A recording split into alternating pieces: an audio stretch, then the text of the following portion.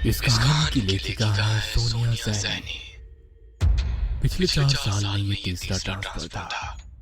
पापा के साथ हम पांचों, हम 4 भाई बहन और माँ भी बार इस तरह सामान लेकर यहाँ से वहाँ भागते परेशान हो चुके थे। सबसे ज्यादा दिक्कत आती थी बार बार स्कूल बदलने में, नया माहौल, नए लोग। जब तक हम थोड़ा संतुलित हो पाते, पापा एक नई जगह जाने का आदेश सुनाते थे।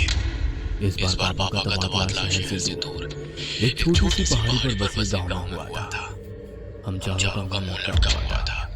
एक तो गांव, वो भी इतना पिछड़ा हुआ, न ढंग का स्कूल होगा न रहने की जगह। ऊपर से हमारे बड़े परिवार का छोटे मोटे मकान में गुजारा भी नहीं था।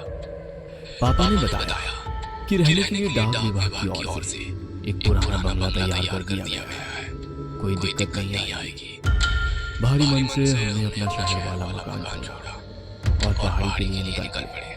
हम 4 भाई बहन में सबसे बड़ा मैं, रवि, फिर मुझसे छोटा सचिन, फिर हमारी 2 छोटी बहनें, एक विनी जो 14 साल की थी और सबसे छोटी सोनी थी। विनी चारों भाई बहनों में सबसे ज्यादा चंचल और खिलंदा स्वभाव की थी। हर समय हंसना, मुस्कुराना, खेलना कूदना, सबको परेशान करना, यही उसकी दिनचर्या थी। हम नए बंगले में पहुंच चुके थे। बंगला हमारे अंदाजे से कहीं गुना बड़ा था। बंगले का एक भाग हमारे रहने के लिए साफ किया गया था, बाकी लगभग आधे भाग में कहीं ताले जड़े थे तो कहीं भयंकर टूट फूट मची थी। कहीं कहीं दरवाजे पर सांकल लगाकर छोड़ा गया था। हम बंगले को घूम घूम कर देख ही रहे थे कि एक बूढ़ी महिला लाठी टिकाते आ गई। उन्होंने बताया कि उनके पुरखे भी इसी हवेली की देखरेख करते थे। वो अपने माता पिता की इकलौती संतान थी। शादी के कुछ समय बाद ही उसके पति का देहांत हो गया तो वो वापस अपने मायके आ गई और इसी हवेली की देखरेख करने लगी। माई लगभग 75 साल की बूढ़ी महिला थी। हमारे परिवार को देखकर उन्होंने मेरी दोनों छोटी चुलबुली बहनों के सर पर प्रेम से हाथ फेर कर कहा, अल्लाह हाफिज। आप मुस्लिम हैं? माँ ने कुछ अजीब से भाव चेहरे पर लाकर कहा, जी मैडम, एक बात का ख्याल रखिएगा, बच्चियां बंगले के दूसरे हिस्से में ना जाने पाए। बच्चियों से मतलब क्या है आपका? मेरा मतलब बच्चे या बड़े कोई भी भाग में ना जाने पाए। जितना हिस्सा साफ किया है उतना ही भाग इस्तेमाल में लाए, समझे? लेकिन क्यों? ऐसा क्या है वहाँ? कुछ नहीं, बस बरसों से खाली पड़ा है और अधिकतर हिस्सा टूटा फूटा है। कोई दुर्घटना ना हो जाए इसीलिए एहतियातन कह दिया बस। बाकी जैसा आप लोगों की मर्जी। वो अपनी लाठी टेक कर जाने लगी। आप इस बंगले में नहीं रहती हैं? माँ ने हैरानी से पूछा। नहीं, मैं तो पास ही में बनी छोटी सी बस्ती में रहती हूँ। यहाँ से ज्यादा दूर नहीं है। अगर कभी कोई जरूरत हो तो बुला लीजिएगा। हम लोग घूम घूम कर पूरे घर का मुआयना करने लगे। पापा और माँ घर का सामान सही करने में व्यस्त हो गए। इतनी बड़ी हवेली में तकरीबन 20 कमरे थे, जिसमें से लगभग 10 कमरे बंद थे या जर्जर हालत में थे। बाकी के 10 कमरों में से 4 तो हमने अपने लिए पसंद कर लिए थे। ये बचे कमरों में सामान लगाने के बाद भी 2 कमरे बचे ही थे। ये बचे 2 कमरे मेरी दोनों शैतान बहनों के खेलने का मैदान बन चुके थे। हमारा दाखिला गांव के ही स्कूल में करा दिया गया था। पापा को मिली सरकारी गाड़ी से हम जब तक आसपास के सुंदर दृश्य देखने निकल जाते थे। पहाड़ी इलाके बेहद खूबसूरत होते हैं। पहाड़ों में प्राकृतिक सुंदरता के अतिरिक्त एक और चीज बहुत प्रसिद्ध होती है, वो है यहाँ के काले जादू और भूत प्रेत की कहानियाँ। मेरे सहपाठी अक्सर मुझे यहाँ वहाँ के भूतिया किस्से सुनाकर डराते रहते थे। मैं भी घर आकर अपने छोटे भाई बहनों को डराने के उद्देश्य से कहानियाँ और भी मिर्च मसाला लगाकर सुनाता।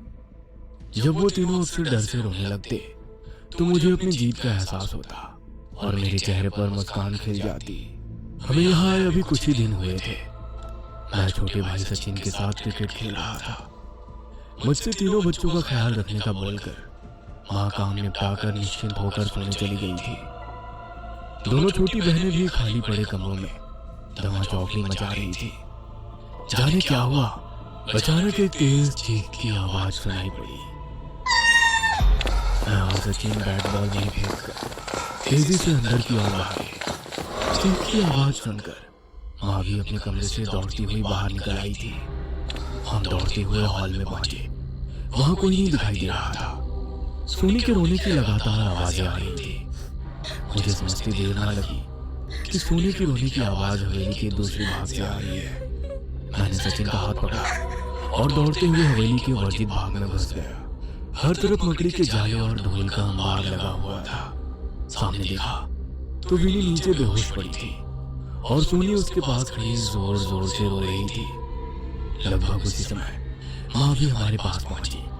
विनी को बेहोशी की हालत में देखकर माँ की चीख निकल गई। किसी तरह विनी को लेकर हम बाहर हवादार कमरे में आए। सोनी को पुचकार कर चुप कराने के बाद मैंने उससे पूछा, तुम चीखी क्यों और विनी कैसे बेहोश हो गई? भैया मैं नहीं चीखी, मैं तो विनी को खोजती हुई बाहर हॉल में गई थी। वो शायद अंदर वाले कमरे में छिपने गई थी।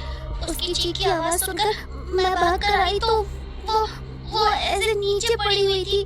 सोनी ने सुबकते हुए बताया। माँ विनी को देखकर रोने लगी थी। मेरी हालत भी खराब हुई जा रही थी। माँ को संभालूं, सोनी को संभालूं या फिर बेहोश पड़ी विनी को देखूं।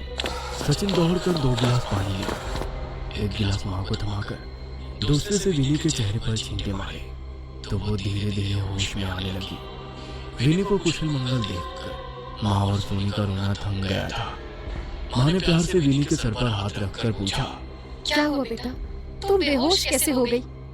ओह माँ, मैं छिपने के लिए जगह ढूंढ रही थी। वहाँ उस कमरे के दरवाजे पर साकल बंद थी और उस पर रक्षा सूत्र बंधा हुआ था। मैंने उसे खोलकर कमरे में जैसे ही प्रवेश किया, वहाँ सब धुआं सा दिखने लगा। कुछ अजीब सी महक आ रही थी। वहीं से मैंने बाहर निकलने की कोशिश की तो लगा जैसे बाहर आने का रास्ता ही खो गया है। मुझे बहुत डर लग रहा था, इसीलिए मैं डर के मारे चीख पड़ी। उसके बाद मुझे नहीं पता मैं यहाँ कैसे आई। विनी ने पानी पीते हुए बताया। मतलब तुम कमरे के अंदर थी तो बाहर कैसे निकली? तुम तो कमरे के बाहर नीचे पड़ी हुई थी। सचिन ने कहा। मुझे नहीं पता भैया, लेकिन मुझे बहुत डर लग रहा है। अब मैं कभी उस तरफ नहीं जाऊंगी। विनी ने जवाब दिया। उस समय विनी को शांत कराना ज्यादा जरूरी था, इसलिए बात को वहीं रफा दफा करके मम्मी उनके लिए हलवा बनाने की तैयारी में लग गई। इस घटना से कुछ बातें मेरे मन में खटक गई थी। अगर विनी की बात सच है तो वहां दरवाजे पर मैंने कोई रक्षा सूत्र बना क्यों नहीं देखा? दूसरी बात, कमरे से विनी बाहर कैसे पहुंची? अंदर धुआं कहां से और क्यों आया? कैसी महक की बात कर रही है विनी? मन में विचित्र ख्याल आ रहे थे। बीच बीच में अपने सहपाठियों की भूतहा कहानी भी याद आ रही थी। आज तक जिन कहानियों को मैं मनोरंजन के लिए सुनता था, आज मुझे उनके बारे में सोच सोच कर सिहरन हो रही थी। पूरी रात नींद मेरे साथ आंख मिचौली खेलती रही। सुबह तक मेरी लाल सुर्ख आंखें मेरी रात्रि जागरण की चुगली कर रही थी। मैं कमरे से बाहर आया तो पता चला विनी को बुखार हुआ है। मैं फिर से चिंतित हो उठा था। शायद उसके अंदर डर बैठ गया था, जिसकी वजह से उसे बुखार आ गया था। दिन भर मम्मी विनी की खातिरदारी में लगी रही, लेकिन उसका बुखार कम होने का नाम ही नहीं ले रहा था। रात गहराते गहराते उसका बुखार सीमा से परे पहुंचने लगा था।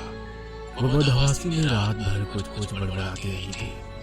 सुबह होती ही पापा की सरकारी गाड़ी में उसे अस्पताल ले जाया गया। अगले 3 दिन इसी तरह बुखार में तड़पते बीत गए। मम्मी पापा हॉस्पिटल में विनी के पास ही थे। आखिरकार चौथे दिन खबर मिली कि विनी की हालत में कुछ सुधार आया है। अगले 2 दिन अस्पताल में बिताने के बाद विनी घर आ गई थी। विनी हम सबकी जान थी। उसके घर आने से हम सबके चेहरे की रौनक लौट आई थी। सब लोग धीरे धीरे सामान्य हो रहे थे, बस एक को छोड़कर। विनी अब पहले की तरह उछल कूद नहीं करती थी। अक्सर एक जगह पर गुमसुम सी बैठी रहती या हमें खेलते देखती रहती। पहले तो हमने इसे बीमारी की वजह से पैदा हुई चिड़चिड़ाहट और कमजोरी समझा, लेकिन यह सिलसिला अंतहीन हो गया। विनी अब कम ही बात करती थी। ज्यादातर समय वो अपने कमरे में ही बिताती थी। समय अपनी गति से आगे बढ़ रहा था। यही सब चलते चलते लगभग 6 महीने बीत गए थे। हम लोग बहुत कोशिश करते कि वो हमारे साथ खेले कूदे, मुस्कुराए, लेकिन उसके चेहरे पर कोई भाव ही नहीं आते थे। वो यूं ही भावहीन सी एकटक शून्य में ताकती रहती। ज्यादा जोर जबरदस्ती करने पर वो उठकर अपने कमरे में चली जाती और दरवाजा बंद कर लेती। माँ पापा उससे पूछ कर थक चुके थे कि आखिर क्या बात है, लेकिन उसकी तरफ से कोई जवाब नहीं मिलता था। फिर एक दिन पापा बहुत उत्साहित से होकर घर घुसे। पापा के हाथ में मिठाई का डिब्बा था। उत्साहित स्वर में उन्होंने दोनों छोटी बहनों को पुकारा और मिठाई का डिब्बा पकड़ा दिया। अरे मेरी पदोन्नति हो गई है, तनख्वाह भी बढ़ेगी और अगले 4 साल तक कहीं भागना भी नहीं पड़ेगा। पापा ने खुश होकर कहा। प्रमोशन की खबर ने हम सबके चेहरे पर मुस्कान ला दी थी। पापा विनी को मिठाई खिलाने लगे तो विनी पापा का हाथ झटक कर अंदर भाग गई। पापा के प्रमोशन होने के बाद अब घर में पैसों की कोई दिक्कत नहीं थी। नई पोस्ट पर पापा की अच्छी खासी ऊपरी कमाई होने लगी। घर का माहौल बदलने लगा था। सुंदर पर्दे, महंगे कपड़े, बढ़िया साजो सामान हमारे घर की रौनक बढ़ाने लगा था। सब कुछ हमारी उम्मीद से कहीं ज्यादा अच्छा चल रहा था। इतना कि कहीं ना कहीं इस चमक धमक में हम विनी के व्यवहार को नजरअंदाज करने लगे। धीरे धीरे साल बीतने को आया था। मेरी प्यारी सी चुलबुली बहन अब एक गंभीर सी लड़की बन गई थी। स्कूल में भी उसका प्रदर्शन खराब होता जा रहा था। किसी तरह समझाने बुझाने पर उसने परीक्षा तो दे दी, लेकिन अगले साल उसने स्कूल जाने से साफ मना कर दिया। 1 साल के भीतर ही उसकी शारीरिक और मानसिक स्थिति में बहुत परिवर्तन आ गया था। वो छोटी बच्ची अब एक परिपक्व सी लड़की नजर आने लगी थी। मेरा दाखिला भी कॉलेज में हो गया था। मैं देर रात तक जागकर अपने असाइनमेंट बनाता था। उस रोज रात में पढ़ते पढ़ते मैं काफी देर तक जाग रहा था। अचानक मुझे किसी के फुसफुसाकर बात करने की आवाज सुनाई दी। आवाज मर्दानी थी। मैं कुछ शंकित सा हो उठा। धीमे धीमे सदे हुए कदमों से मैं हॉल में पहुंचा तो आभास हुआ कि आवाज विनी के कमरे से ही आ रही है। मैंने चुपके से झांककर विनी के कमरे में देखा तो वो एक दीवार की ओर मुड़ करके फुसफुसाते हुए कुछ बात कर रही थी। कमरे में विनी के अलावा कोई नहीं था और सबसे ज्यादा मुझे उसकी आवाज विचलित कर रही थी। दिन भर एक शब्द मुंह से ना निकालने वाली लड़की आधी रात को दीवारों से मर्दाना आवाज में बात कर रही थी। किसी तरह मैंने अपनी चीख को गले में ही दबाकर वहां से निकलना उचित समझा। रात काफी हो चुकी थी। मैंने फिलहाल किसी को भी जगाना ठीक नहीं समझा। उस रात मैंने कैसे करके एक एक पल बिताया मैं शब्दों में बयान नहीं कर सकता। सुबह होते ही मैंने मम्मी पापा को सारी बात बताई। माँ किसी अनहोनी की आशंका से कांप उठी थी। माँ और पापा चुपचाप किसी तांत्रिक या ओझा की खोज करने लगे।